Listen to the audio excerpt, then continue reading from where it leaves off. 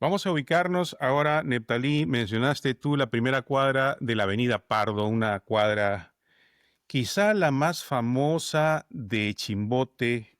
En algún momento le cambiaron el nombre Víctor Raúl Haya de la Torre, pero creo que tradicionalmente nos quedamos con la Avenida Pardo, que viviste en el 154, 145. Avenida Pardo 155, Interior 2. Vamos a hablar de un momento difícil de repente para la historia de Ancash, el terremoto de 1970. En ese tiempo Chimbote pues era un lugar donde llegaban los inmigrantes, como el caso de tu familia, de Piura, papá, mamá. El caso mío, mis padres llegan un poquito después del terremoto de Ica. Se vivía en callejones, había muchos callejones en Chimbote, casas de adobe, casas de quincha, ¿no? De caña con barro. Tú vivías en un callejón de la famosa familia Rivera, ¿no? Precisamente que estaban relacionados con el equipo de fútbol. Cuéntame un poquito de esa historia de cómo vivían en ese lugar, aunque tú tenías antes del terremoto o en el terremoto casi 3 años, ¿podría ser? Sí, cercano a los 3 años, sí. Claro, había una gran hermandad dentro de todos los que vivíamos ahí. Tiene de fondo 50 metros y había muchas familias, ¿no? Aparte de los Rivera Capurros, o sea, era una fusión netamente deportiva. Creo que si hablamos de los Capurros de Chimbote son deportistas, ¿no? Y los Rivera, entonces Claro. la señora Rivera que se casa con un Capurro y sus hijos son Capurro Rivera, imagínate, o sea, una fusión tremenda. Y también tu papá estuvo relacionado con los Gosser, ¿no? Cuando tu papá llega a Chimbote está relacionado con los Gosser, que es otra familia futbolera también de Chimbote, ¿no? Claro, y emblemática, igual hasta ahora y la Quinta Gosser, ¿verdad? Que mantenemos mucha amistad, ¿no? Mantenemos mucho vínculo hasta ahora. Entonces, definitivamente había la familia Suárez Chinga, que en el colegio pensaban que era mi hermano, sobre todo en los que hemos estudiado de primaria, porque salíamos juntos y también era colorado como yo, gringo como yo. Entonces, Genaro Suárez, que es de nuestra promoción, él vive en Estados Unidos también, ¿no? Él migró casi en tu época y vive en los Estados Unidos, entonces, pero salíamos juntos, ¿no?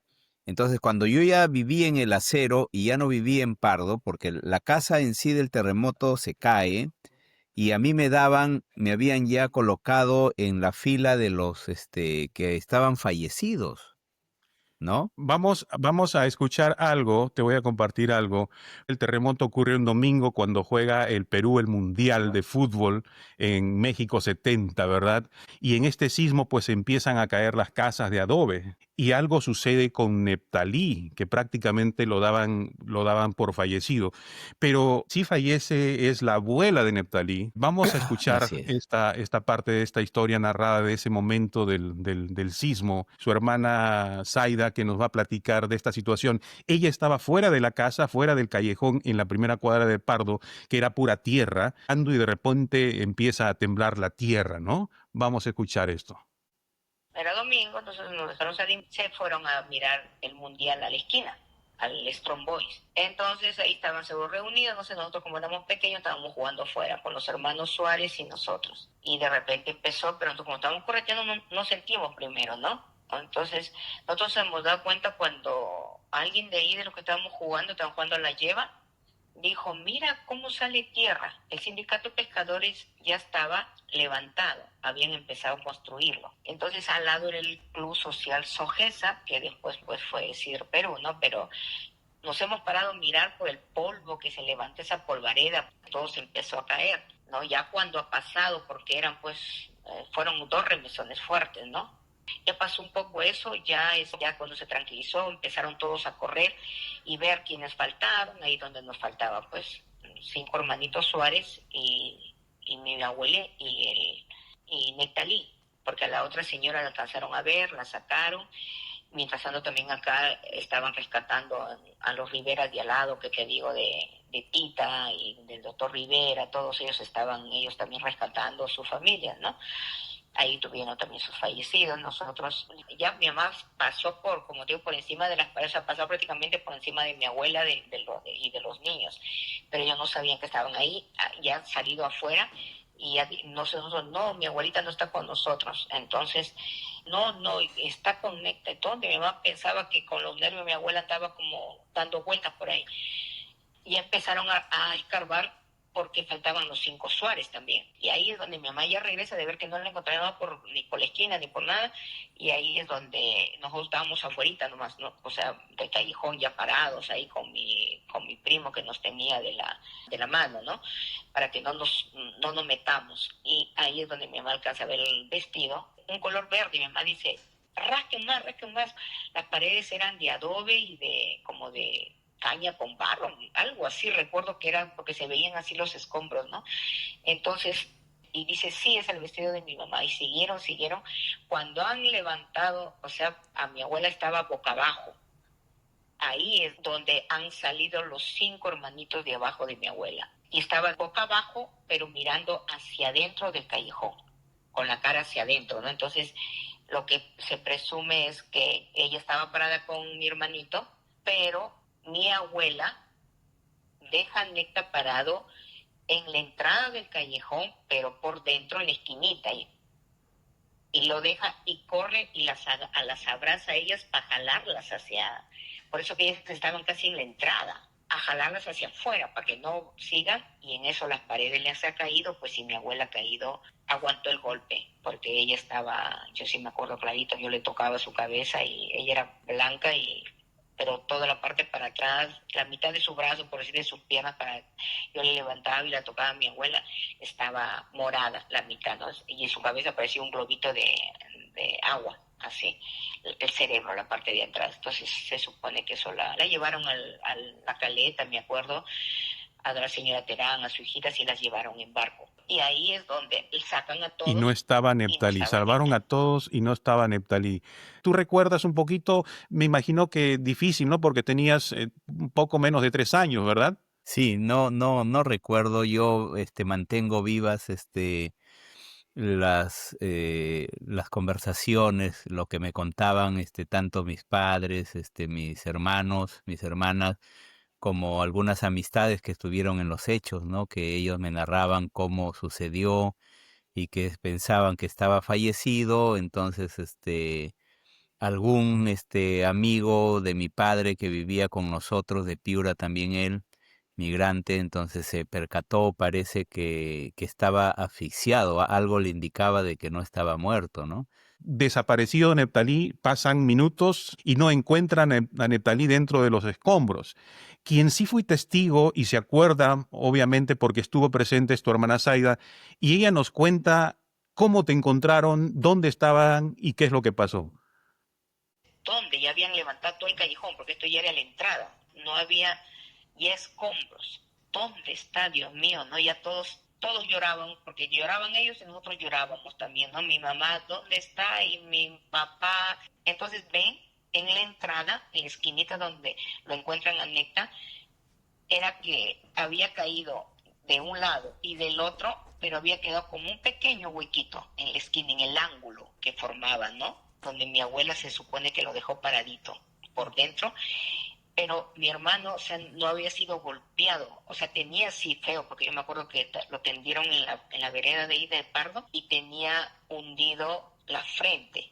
Nosotros lo vimos a primera vista, nuestra impresión fue como que le hundió la frente, así, ¿no?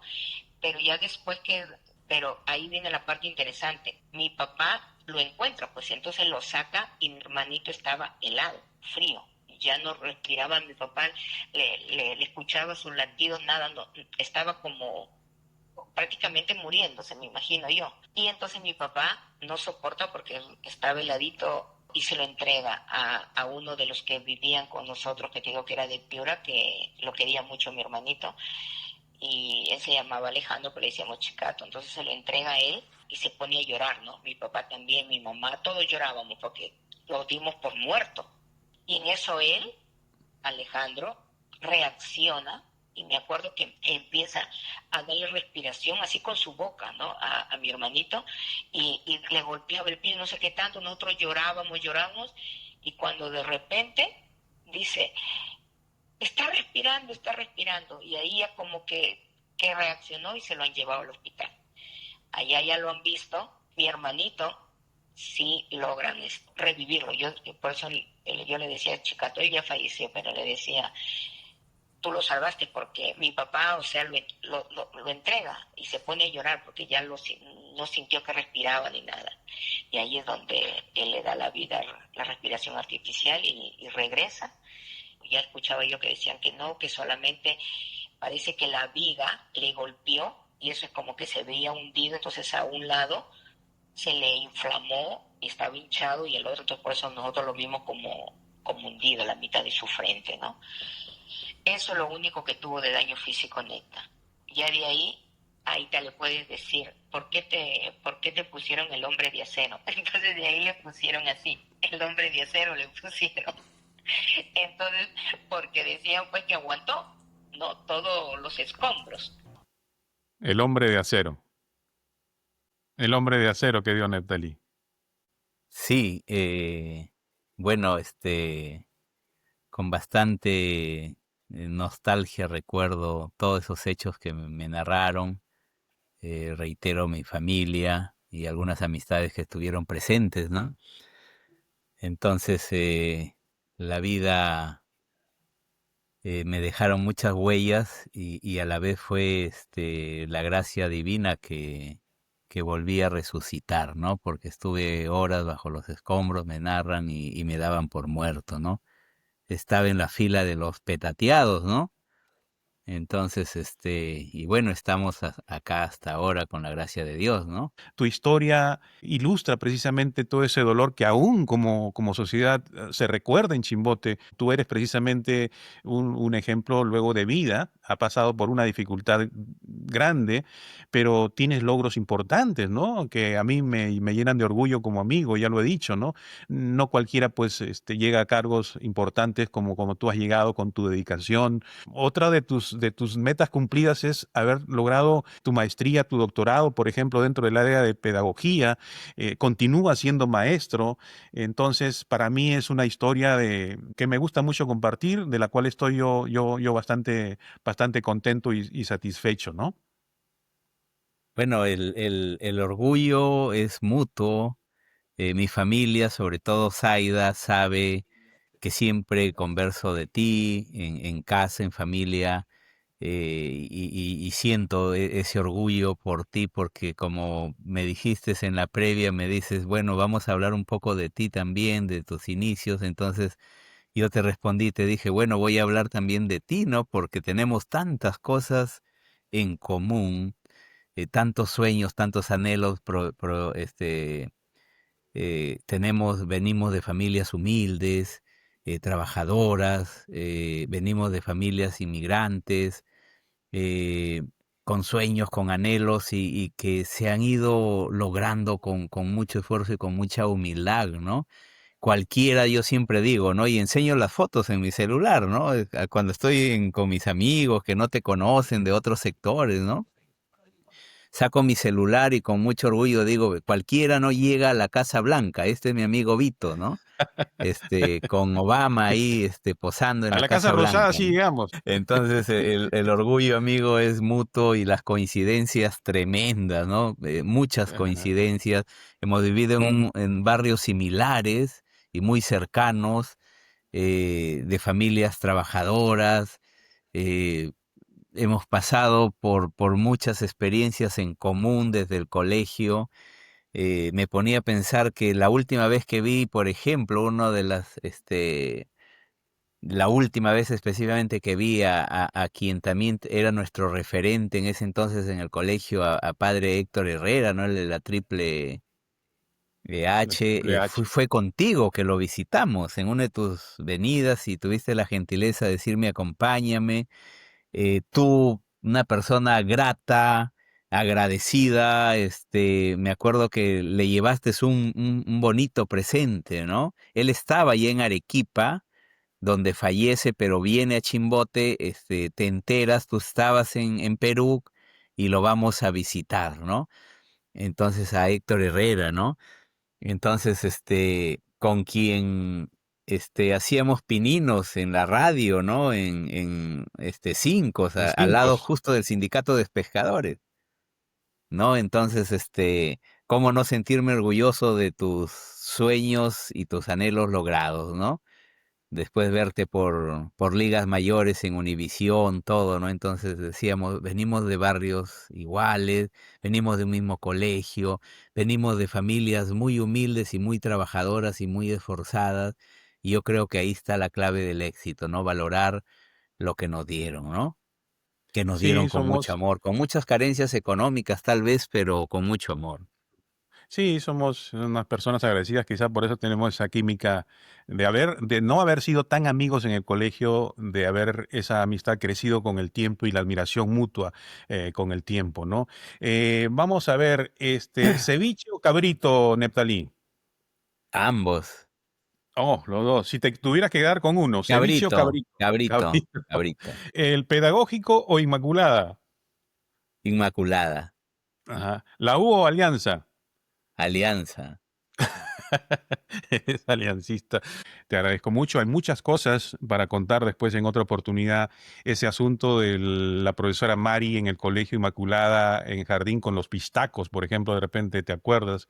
Los pistacos. Hay muchas más historias de el hombre de acero que vamos a platicar. Y nos hemos quedado pendiente también con el asunto social, ¿no? La actualidad, qué se puede hacer con propuestas y todo, que en otra oportunidad podemos retomarlo. Te agradezco mucho. Gracias, Nepalí, con un abrazo y admiración siempre, ¿ok?